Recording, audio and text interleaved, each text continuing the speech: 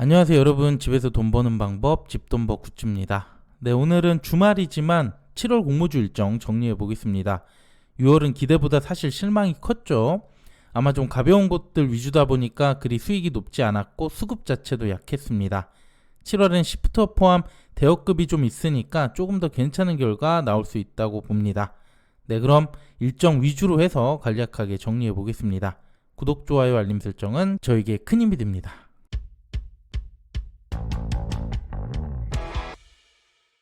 네, 전체 일정인데요. 6월과 다르게 특정 주간에 많이 몰렸다기보다는 골고루 분포된 느낌이고요. 1주차엔 시프트업 공모가 있고 3주차 이후부터 공모 숫자도 많아집니다.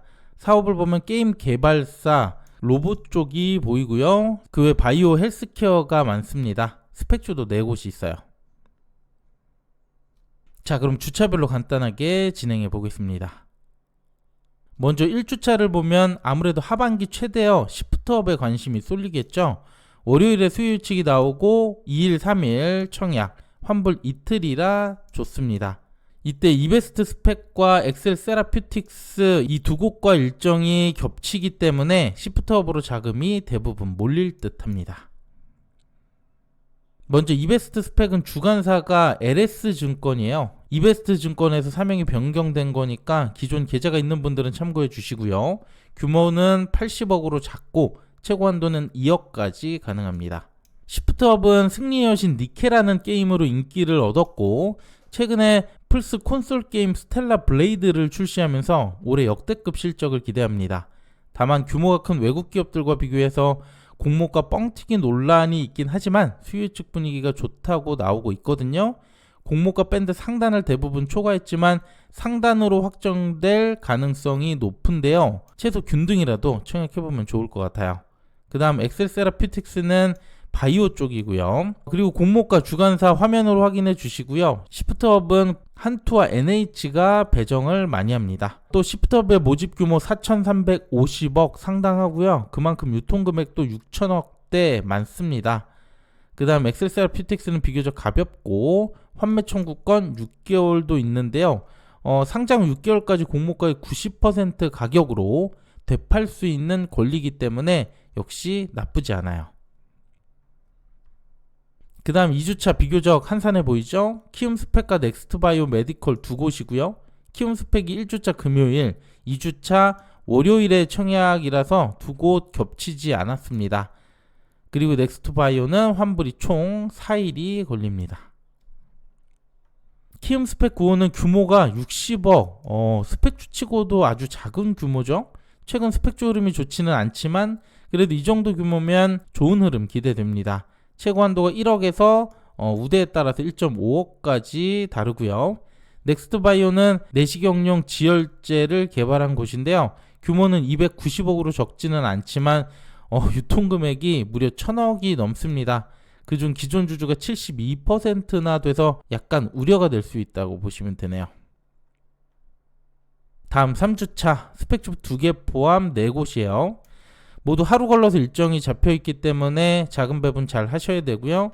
특히 산일전기 여기도 시총이 거의 1조가 되거든요.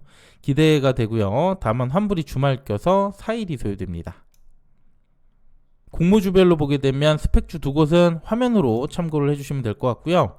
뱅크웨어 글로벌은 은행이나 이금융권 이런 곳의 고객관리, 상품 판매나 거리 처리 등 업무 전반을 관리할 수 있는 소프트웨어를 만듭니다. 국내 다양한 금융사들을 거래처로 두고 있고요. 산일전기는 특수 변압기를 개발합니다. 최근 변압기 슈퍼사이클이라고 할 만큼 실적이 가파르게 상승했고요. 미국 G사 등 글로벌 기업들을 고객으로 두고 있어요. 두 곳 모두 미래에셋에서 배정을 대부분 하고요. 산일은 2280억을 모집하고 시총이 9천억대입니다. 공모가가 밴드 상단을 초과하게 된다면 시총 1조가 넘을 수도 있어요.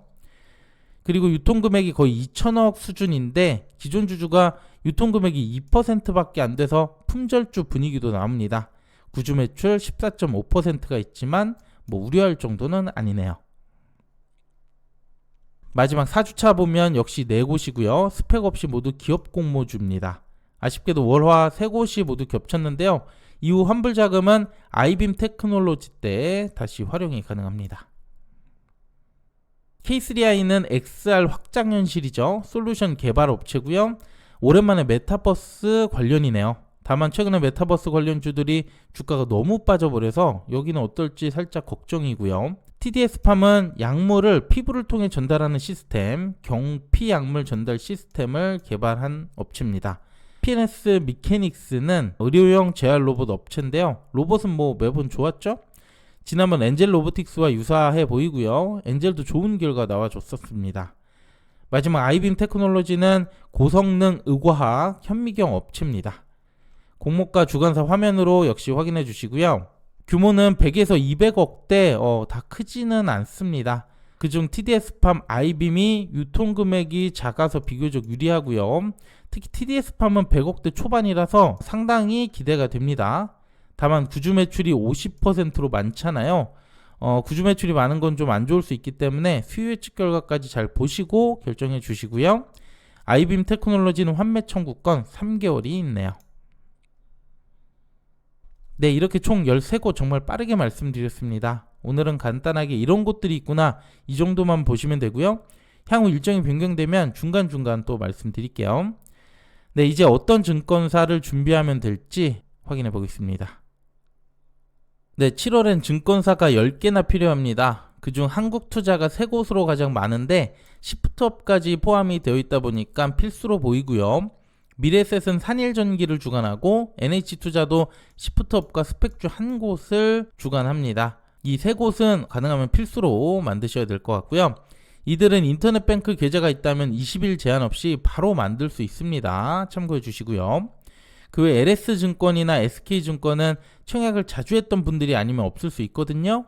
20일 제한 없이 만들 수도 없어서 인터넷 계좌가 있는 분들은 우선 2곳 중 하나를 먼저 만드시고요. 제휴로 나머지 증권사를 개설해 주시면 될 것 같습니다. 네, 오늘 7월 일정 이렇게 정리했습니다. 6월엔 많이들 실망하셨을 텐데 7월은 시프트업, 산일전기가 있어서 6월보다는 훨씬 기대가 됩니다. 지난 현대마린 솔루션이 상장하면서 공모주 분위기 확 바꿨었잖아요. 이번엔 시프트업이 그 역할을 해주길 바랍니다. 네, 그럼 주말 잘 보내시고요. 오늘 내용도 괜찮았다면 구독, 좋아요, 알림 설정 부탁드립니다. 감사합니다.